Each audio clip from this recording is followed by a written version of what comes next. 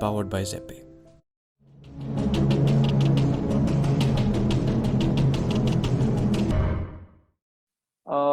अब हम चलते हैं अपने नेक्स्ट सेक्शन की तरफ, जिसमें हम समझना चाहेंगे आपसे थोड़ा सा ब्लॉकचेन के बारे में।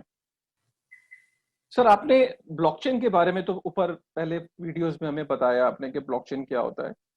अब हम आपसे समझना चाहते हैं कि कितने तरीके की ब्लॉकचेन्स होती हैं, क्योंकि हम कई बारी भारत सरकार को भी हमने ये कहते हुए सुना है कि प्राइवेट ब्लॉकचेन अच्छी चीज है, पब्लिक ब्लॉकचेन को वो अप्रूव नहीं करना चाहते, रेगुलेट नहीं करना चाहते। तो कई बार ये कंफ्यूजन पैदा होती है श्रोताओं में कि ये प्राइवेट ब्लॉकचेन और पब्लिक ब्लॉकचेन क्या होती हैं और क्यों सरकारें ओपन ब्लॉकचेन को रेगुलेट नहीं करना चाहती है। इसके फायदे और नुकसान हम अगले आपसे वीडियो में पूछ लेंगे। फिलहाल मैं आपसे सिर्फ अभी ये पूछना चाहता हूँ कि दोनों में अंतर क्या होता है, प्राइवेट ब्लॉकचेन में और पब्लिक ब्लॉकचेन में। देखिए, एक बात समझिए कि थोड़ी देर लिए ब्लॉकचेन शब्द की बजाय मैं आपको सिर्फ इतना कहता हूं कि ये एक बही खाता है, जिसको कंप्यूटर साइंस की लैंग्वेज के अंदर हम डेटाबेस बोलते हैं। ये आपका फेवरेट वर्ड है सर, और मेरे तो ये दिल में बस गया है सर, बही खाता। तो मैं ब्लॉकचेन को रिप्लेस कर दूंगा इस वर्ड से। ठीक है। देखिए, ब्लॉकचेन एक साझा बही खाता है, पर सवाल है कि ये जो साझा शब्द है, ये साझा शब्द बहुत ही टेक्निकल शब्द है। फॉर एग्जाम्पल, जब हम बैंक का सर्वर कहते हैं, जिसके ऊपर हमारे सभी कस्टमर्स के अकाउंट्स की डिटेल्स पड़ी रहती हैं, तो कहने को वो भी साझा बही खाता है, पर उस बही खाते की जो चाबी है, उसका जो कंट्रोल है, वो सिंगल पार्टी के हाथ में है। राइट। ठीक है।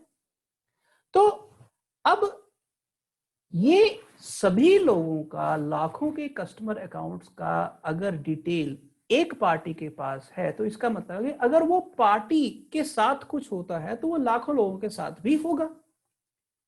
अगर उसका सर्वर डाउन जाएगा तो लाखों लोग अपनी ट्रांजैक्शन नहीं कर सकते।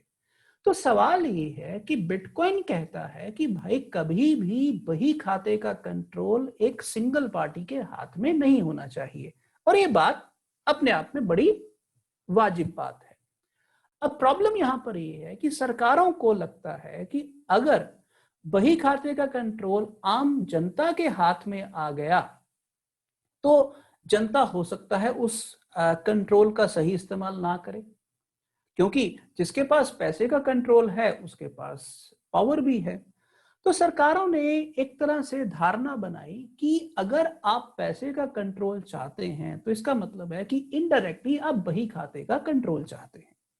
तो बही खाते का कंट्रोल को मैनेज करने के लिए बही खाते के अंदर किस किस को सर्वर में एंट्री मिल सकती है, किस किस को उस बही खाते को, उस डेटाबेस को मैनेज करने की ताकत मिल सकती है, इसके ऊपर अंकुश लगाया जाना चाहिए। तो यहां पर दो किस्म की धारणाएं बिल्ड हो गई।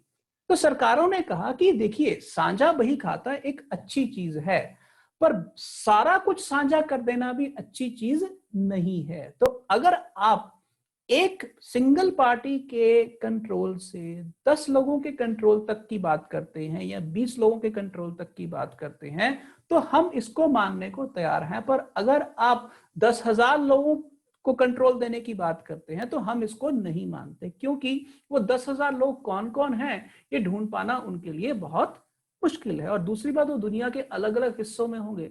तो सरकारों ने फैसला किया कि हम ब्लॉकचेन यानी कि साझे बही खाते की टेक्नोलॉजी को एक्सेप्ट तो करेंगे, पर बही खाता कितना साझा किया जा सकता है इसको हम एक्सेप्ट तभी करेंगे अगर वो हमारी मान्यताओं के मुताबिक हो। तो सरकारों ने इस हिसाब से साझे बही खाते की दो डेफिनेशन बना दी, एक जिसके अंदर कंट्रोल लिमिटेड हो और एक जिसके अंदर कंट्रोल बिल्कुल ना हो। तो जिसके अंदर कंट्रोल लिमिटेड हो उसका मतलब है कि प्राइवेट ब्लॉकचेन, या इसको परमिशन्ड ब्लॉकचेन, यानी कि जैसे बिटकॉइन के अंदर 10,000 कंप्यूटर नोड्स हैं और हर व्यक्ति जो उस नोड की योग्यता पूरी करता है वो उसमें शामिल हो सकता है। पर प्राइवेट ब्लॉकचेन के अंदर केवल वही व्यक्ति या वही पार्टी उस साझे बही खाते में शामिल हो सकती है जो सरकार की मान्यताओं को, सरकार के केवाईसी नॉर्म्स को पूरा करेगी। तो इस तरह से सरकारों ने एक प्राइवेट ब्लॉकचेन और पब्लिक ब्लॉकचेन की दो धारणाओं को विकसित कर दिया। दूसरी चीज ये कि जो प्राइवेट ब्लॉकचेन्स हैं उनके अंदर जैसे बिटकॉइन एक टोकन है, इथेरियम ब्लॉकचेन के अंदर ईथर एक टोकन है, प्राइवेट ब्लॉकचेन्स के अंदर इस तरह का कोई टोकन नहीं होता, वो इस तरह की कोई करेंसी सिस्टम इशू नहीं करते, वो सिर्फ डाटा शेयर करते हैं।